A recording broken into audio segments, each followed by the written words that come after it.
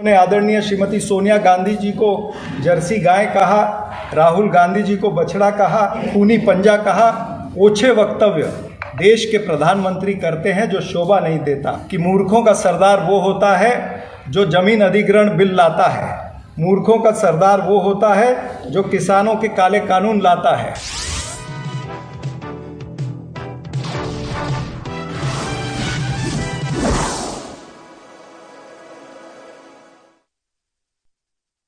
आदरणीय मित्र, इसको ध्रुवीकरण इसलिए नहीं कहा जाएगा, अनेक सारी पॉलिसियां समय समय पर विचाराधीन होती हैं, उसे बदला जाता है। अगर आज समय की मांग है, अगर इस देश के अंदर आज़ादी के बाद में इस तरह का कास्ट सेंसस अगर नहीं हुआ है तो क्या इस देश को जानने की ज़रूरत नहीं है?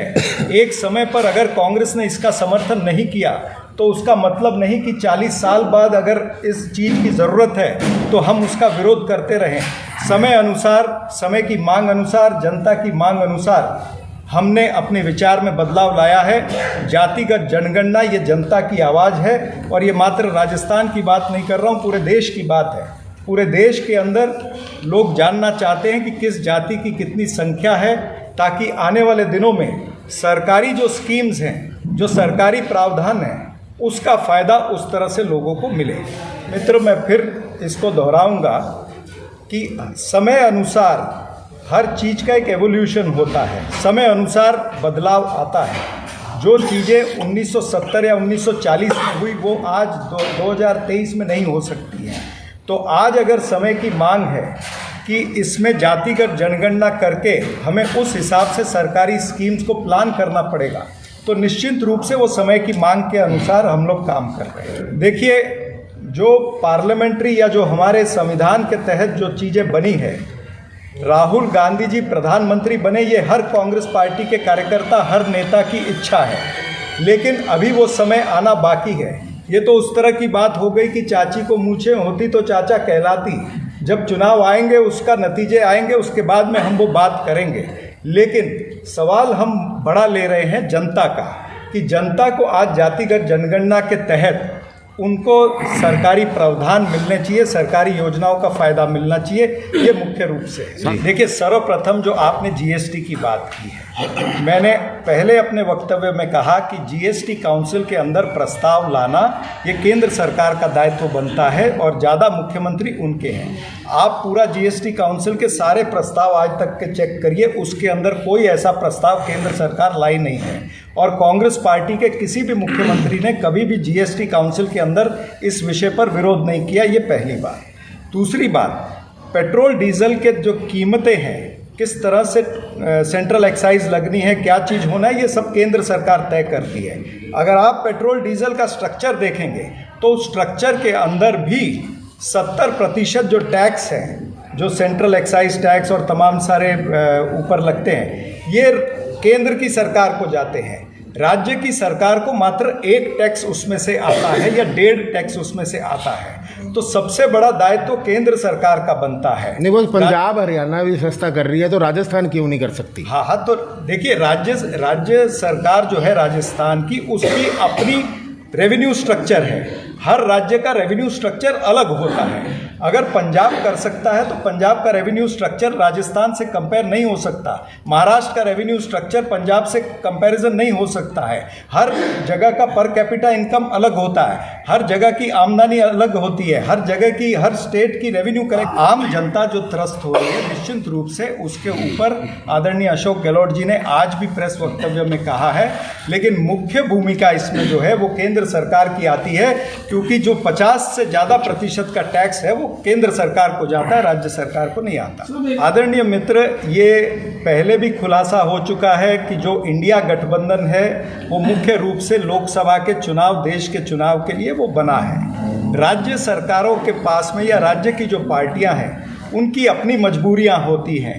कहीं पर कोई पार्टी बड़ी है, कहीं पर दूसरी पार्टी बड़ी है। जैसे मध्य प्रदेश के अंदर हमने बहुत चाहा कि हम समाजवादी पार्टी को एकोमोडेट कर लें, लेकिन कुछ लोकल मजबूरियां थी जिस वजह से हम समाजवादी पार्टी को एकोमोडेट नहीं कर सके। तो इस वजह से ही इसको मुख्य रूप से इंडिया अलायंस जो है वो लोकसभा के लिए बना है। और आने वाले दिनों में आपको ये नज़र आएगा कि जब भी लोकसभा के चुनाव नज़दीक आते हैं पूरा इंडिया अलायंस जो है वो इकट्ठा लड़ेगा और जल्द ही उस पर सीट वितरण पर भी चर्चा। कांग्रेस पार्टी ने ये सर्वप्रथम कहा हुआ है और आदरणीय राहुल गांधी जी और हमारे आला नेता खरगे साहब ने भी इस बात को बहुत स्पष्ट किया है कि केंद्र सरकार को पेट्रोल डीजल की कीमतें जीएसटी के तहत लानी चाहिए। अब सरकार का दायित्व तो बनता है, विपक्ष का दायित्व तो नहीं बनता। हमने तो कहा है, हम तो सरकार को लिख सकते कह सकते हैं, तो विपक्ष जो है वो सरकार को लिख सकता है कह सकता है जो हमने किया है। नोटबंदी के समय कोई विपक्ष से उन्होंने पूछा था? जीएसटी का इम्प्लीमेंटेशन के समय क्या उन्होंने विपक्ष को पूछा था? डॉक्टर मनमोहन सिंह कहते थे 1 नेशन 1 टैक्स, यही था ना। नरेंद्र मोदी भी कहते थे 1 नेशन 1 टैक्स, तो फिर 1 नेशन 7 टैक्स क्यों हुआ वो? तो ये सरकार जो है हम इसी के खिलाफ तो लड़ रहे हैं।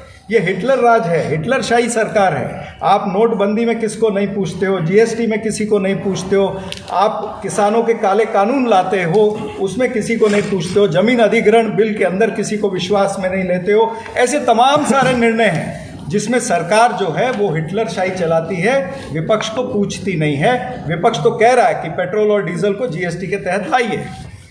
देखिए, आदरणीय प्राइम मिनिस्टर साहब ने हमेशा अपने भाषण का स्तर जो है वो नीचा रखा है।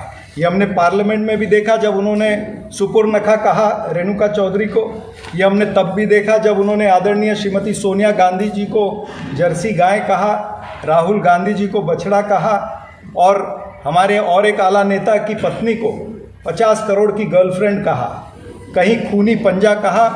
इस तरह के घटिया वक्तव्य, ओछे वक्तव्य देश के प्रधानमंत्री करते हैं जो शोभा नहीं देता। और जो उन्होंने कहा मूर्खों का सरदार, तो उसके उत्तर में मैं कहना चाहूँगा कि मूर्खों का सरदार वो होता है जो जमीन अधिग्रहण बिल लाता है, मूर्खों का सरदार वो होता है जो किसानों के काले कानून लाता है, मूर्खों का सरदार वो होता है जो बिना पूछे नोटबंदी ला के लाखों लोगों को परेशान करता है, मूर्खों का सरदार वो होता है जो कोविड के चलते ऑक्सीजन उपलब्ध नहीं करा सकता, कोविड के चलते रेमडेसिविर उपलब्ध नहीं करा सकता, टीकाकरण के सर्टिफिकेट पर अपना फ़ोटो छपाता है, लेकिन जो लाखों लोगों की मृत्यु हुई कोविड के चलते उसके डेथ सर्टिफिकेट पर अपनी फ़ोटो नहीं छपवाता। ये होता है मूर्खों का सरदार। तो प्रधानमंत्री अगर एक उंगली दूसरे की तरफ करते हैं तो 3 उंगली उनकी तरफ भी है। ये भारतीय जनता पार्टी को याद रखना चाहिए।